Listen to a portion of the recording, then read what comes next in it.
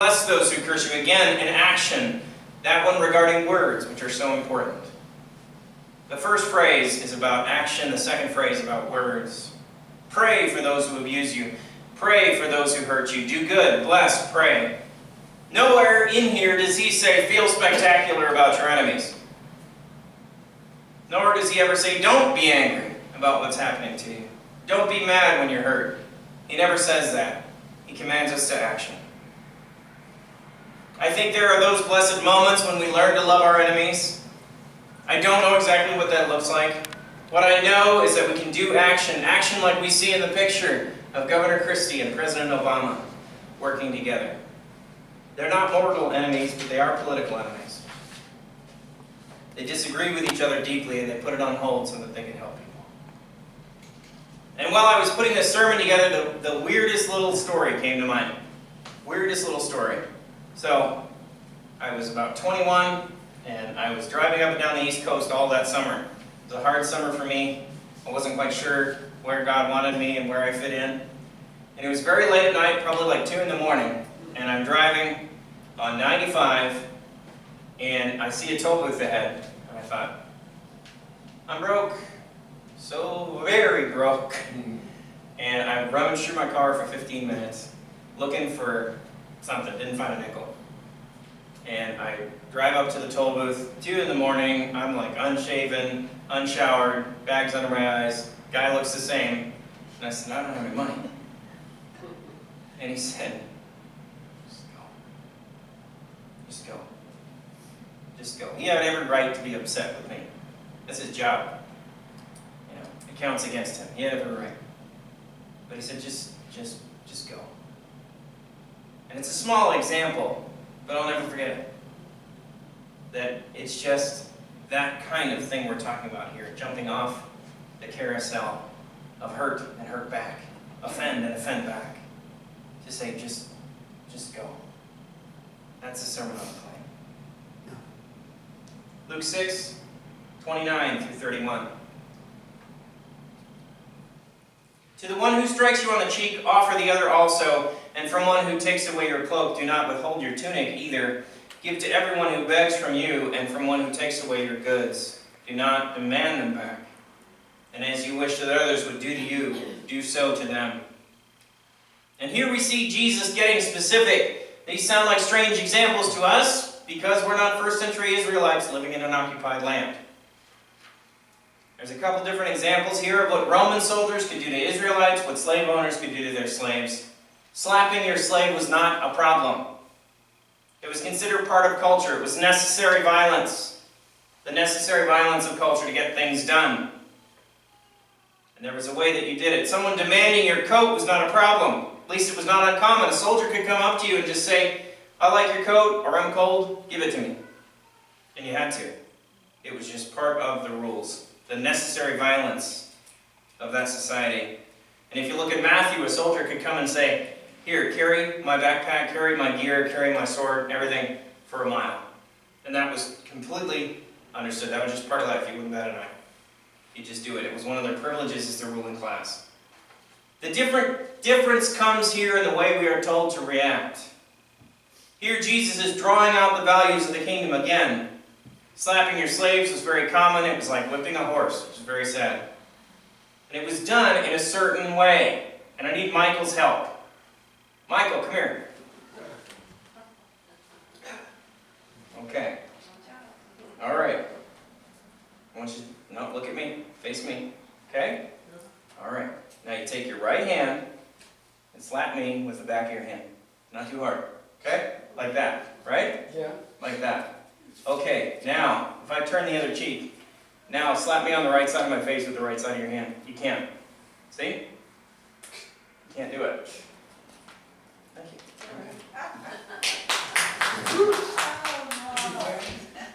You can't do it. And Jesus tells us to turn the other cheek. Now, if you turn the other cheek, you can't do that. You can't slap somebody like that. You can't do it in an acceptable way. And what comes to us is the awareness of what's going on. So you show them the other cheek, and they would have to do in a special act of cruelty to reach out and hit you again. So what you're drawing out is exposing that injustice in society. You're exposing how it works and how much of a problem it really is. Exposing that relationship between slave and slave owner is not how God meant this to be. And the acceptable violence of society is unacceptable. And you revolutionize against it by sacrifice, and that's what Jesus did. Crucifixion was not uncommon either. It was considered acceptable violence in those days. It happened all the time. And Jesus exposed the heart of the empire that was broken and in need of God's repair in dying for us. And so you expose someone's need for God by not retaliating, by not letting the mad carousel of revenge and offense go on, by stepping off of it into the still point, which is true power and the true kingdom and the true thing God wants us to do. And Jesus says, if they ask for your coat, give them your tunic as well. This was not uncommon. A soldier could walk up and say, I like your coat, give it to me. You had to take it off. And Jesus said, give them your tunic as well. The news here is that all you were wearing is a coat and a tunic. So you'd be standing out there for all the world to see. And that would expose the kind of brokenness that's really there. Jesus is getting to the heart of things and saying, this is how messed up this really is. This is how messed up it really is. Revolutionizing society, exposing injustice, revolutionizing society with love, revolutionizing war by waging peace, revolutionizing greed by generosity, and hate by love. Slide 6.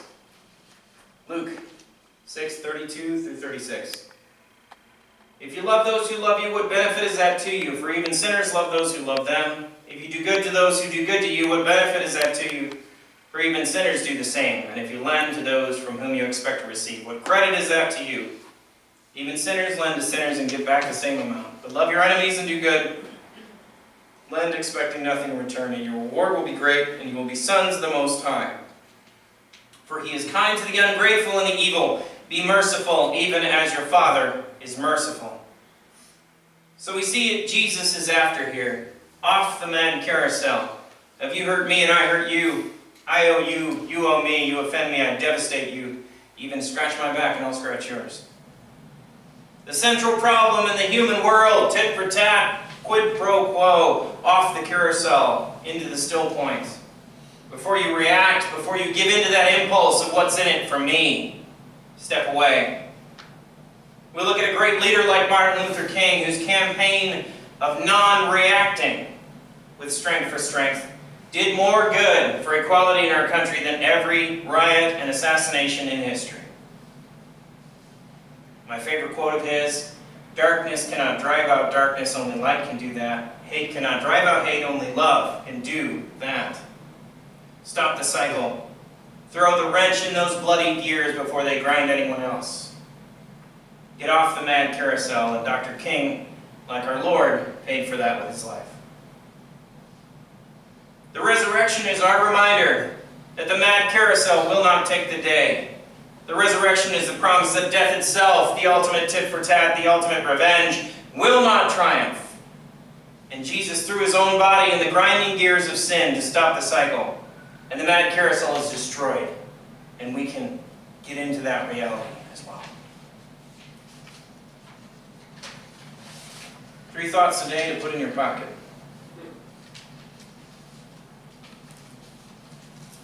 Be the wrench. Be the wrench in the system that stops its grind. Be the fly in the ointment. Be the one who says that the mad carousel will not take you in. You hear a rumor, let it die with you. You're offended by someone, be the shock absorber who stops the chain reaction. I was reading about a civil rights worker recently who said that he had been, and this was back in the 60s, and he said he had been beaten, he had been hit, he had things thrown at him, and all sorts of things. And he said he finally realized that his body had to be a grave for hate. A grave for hate. And not retaliating is the best thing he could do. Second, what is your acceptable violence? What is your acceptable violence? The things that Jesus spoke against here, slapping slaves, stealing coats, making people carry your equipment an extra mile, were considered acceptable at the time. And a lot of pain went by before these things became unacceptable. What is the acceptable violence in our society today? What are those things we need to raise our awareness to? Excluding someone from your social circle, sharing gossip, not helping when you could. All these things that are considered acceptable. Yeah, everybody does that. Not us. Not us. Let's wake up to that and let's step off the crazy cycle. Welcoming the poor. Welcoming the poor. Jesus starts his ministry in Luke with his address, accepting the blind, the imprisoned, the oppressed, and the poor. Remember that the definition of poor for Luke reaches far beyond money. He's talking about the outsider. We all know people that have more money than any of us, and yet are poor in their spirit, don't we? People who have more money than we'll ever have, who are poor in their spirit.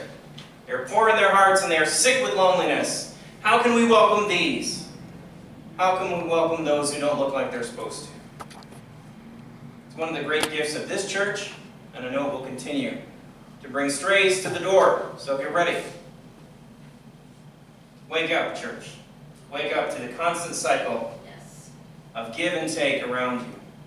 Very soon in the story here, Jesus went to give his life to stop that cycle and stop the mad carousel from going around again and to become the still point in the turning world. And let us stand there today. Amen. Amen. Lord Jesus, thank you for your love for us, your kindness to us. We pray that you would walk with us and help us to step where you're stepping. Amen. Amen. Okay, a little announcement today. I've talked to leadership about this, and my boss, and Dave Perry, and everybody. Heather's father is not getting better, and we need to be supporting her family. And that means we need to be in striking distance and within a glancing blow of their family. And upshot of that, long story short, is that I am resigning here at GCND. And that next Sunday will be my last Sunday. Sorry to do things kind of suddenly, but I had to tell certain people at certain times, and this is kind of the way it rolls out. Al Tallison will be taking over as part-time pastor, and he will do an excellent job. I think he is the guy for it, so that is absolutely wonderful. Dave Perry, I know, will be around to support him, and Johnny and others, and he'll need your support as well. So be paying attention to that. Heather and the kids and I will be moving to Omaha, Nebraska for the summer, and I will be doing an internship there, doing some writing for the internet and that kind of thing, and hopefully that will turn into a full-time job up in Wisconsin so we can be close to Bob and Jean. So, yes, you there, the pretty one with the pearls. Do you think you'll go back into the ministry? I do hope so, and I do really, and I, you know, the ministry, leaving the ministry is not, it's a bit like leaving the mafia. There's no real pretty way to do it, and usually you do it in a box. And that's really my plan. Thank you. We'll be looking for that. You know, we have, when we realized just in the last few months that we really need to do this, we have looked around a little bit at other places, and there's just not a lot of jobs out there, and not a lot of things that fits us, and not a lot of anything that would match what it's like to be in GCI. So this is what came up for us, and so please be in prayer. And we'll have a little institution kind of ceremony for Al next week, and I'll pass the baton on to him, the one that Dave gave to me. So I'll pass it on to him, and I've enjoyed carrying it myself for our leg of the race.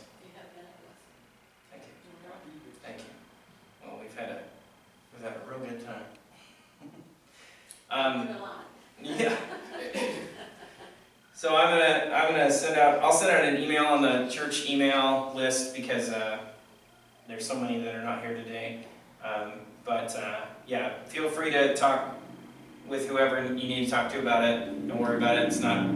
This is an open secret now, okay? And it sucks, and you know, we're in that place where we're in the time between the times, right? And a lot of what you have to do in the time between the times is say goodbye. So, not yet, Michael. You don't want to, but it is part of life. So any questions you have for me or Heather, feel free to ask. So if you hear the kids chirping about Nebraska, that's what they're talking about. They're excited to go live at Grandpa's big, humongous house and play in the big backyard and all these other things that we're very, very grateful for. So, but very, very grateful for all of you guys, and I can't believe what you've stuck with me through.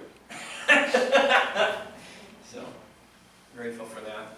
I will invite the singers back up here to take us up there one more time, would you? Would you go over that one more time about what happened to your family out there that's causing you to need to move out there? It's Heather's dad. Heather's dad is not doing real well, and we need to go help take care of him. So that's the end shot of everything. Yeah. What's that? Yeah.